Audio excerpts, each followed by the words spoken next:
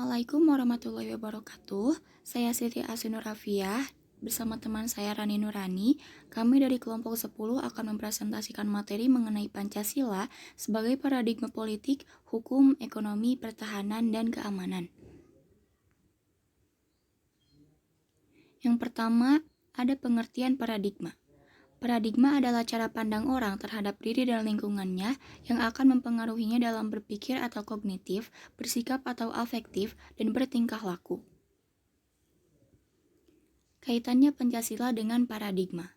Pancasila bisa dikatakan sebagai paradigma karena Pancasila dijadikan landasan, acuan, metode, nilai, dan tujuan yang ingin dicapai dalam setiap program pembangunan nasional. Pancasila sebagai paradigma. Pancasila sebagai paradigma artinya nilai-nilai dasar Pancasila secara normatif menjadi dasar, kerangka acuan, dan tolak ukur segenap aspek pembangunan nasional yang dijalankan di Indonesia. Hal ini sebagai konsekuensi atas pengakuan dan penerimaan bangsa Indonesia atas Pancasila sebagai dasar negara dan ideologi nasional. Pembangunan nasional sebagai upaya peningkatan manusia secara totalitas. Adapun fungsi dan tujuan paradigma. Fungsi dari paradigma adalah untuk menjadi dasar bagi seseorang dalam berinteraksi dengan lingkungannya. Hal ini sesuai dengan tujuan paradigma sendiri, yaitu membentuk kerangka pemikiran dalam mendekati dan terlibat dengan berbagai hal atau dengan orang lain. Pancasila sebagai paradigma pembangunan.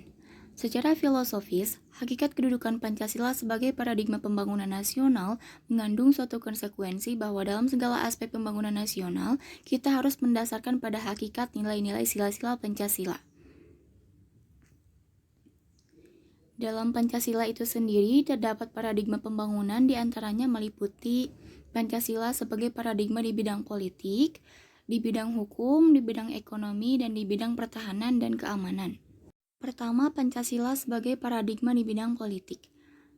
Yang dimaksud Pancasila sebagai paradigma pembangunan politik adalah meletakkan nilai-nilai yang terkandung dalam Pancasila sebagai sumber nilai politik.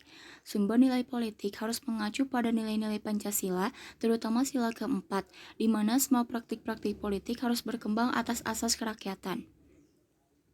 Hal ini dikarenakan warga negara merupakan pelaku politik, sehingga masyarakat harus mampu menempatkan kekuasaan tertingginya sebagai warga negara Indonesia yang menganut sistem politik demokrasi, di mana kekuasaannya dari rakyat, oleh rakyat, dan untuk rakyat. Selanjutnya, Pancasila sebagai paradigma di bidang hukum. Menurut ketetapan MPRS, Pancasila merupakan sumber dari segala sumber hukum. Dengan demikian, semua peraturan perundang-undangan di Indonesia tidak boleh bertentangan dengan Pancasila sebagai dasar negara. Pembukaan UUD 1945 yang memuat Pancasila tidak boleh dirubah oleh siapapun, juga termasuk MPR. Hal ini didasarkan pada pasal 3 dan pasal 37, karena merubah isi pembukaan berarti pembubaran negara. Selanjutnya, Pancasila sebagai paradigma di bidang ekonomi. Sesuai dengan paradigma Pancasila dalam pembangunan ekonomi, sistem ekonomi harus mendasarkan pada moralitas ketuhanan dan kemanusiaan. Hal itu bertujuan untuk mensejahterakan rakyat secara keseluruhan. Pangan ekonomi harus mampu menghindarkan diri dari monopoli serta persaingan bebas yang nantinya akan memberikan keuntungan besar pada pihak-pihak yang kuat dalam bidang ekonomi. Sedangkan pengusaha-pengusaha kecil akan dirugikan dengan adanya sistem persaingan bebas dalam perekonomian. Selanjutnya, Pancasila sebagai paradigma pembangunan di bidang pertahanan dan keamanan. Pancasila sebagai paradigma pembangunan pertahanan dan keamanan dimaksudkan bahwa Pancasila sebagai sistem nilai acuan, kerangka acuan berpikir, pola acuan berpikir, atau jelasnya sebagai sistem nilai yang dijadikan kerangka landasan, kerangka cara, dan sekaligus kerangka arah atau tujuan bagi pertahanan dan keamanan bangsa. Berdasarkan materi yang telah dipaparkan, dapat kita simpulkan bahwa paradigma merupakan suatu asumsi-asumsi dasar dan asumsi-asumsi teoritis yang umum atau merupakan suatu sumber nilai, sehingga merupakan suatu sumber-sumber hukum, metode, seru penerapan dalam ilmu pengetahuan, sehingga sangat menentukan sifat, ciri, serta karakter ilmu pengetahuan itu sendiri. Sekian materi yang dapat kami sampaikan. Mohon maaf apabila masih banyak kekurangan. Atas perhatiannya kami ucapkan terima kasih. Wassalamualaikum warahmatullahi wabarakatuh.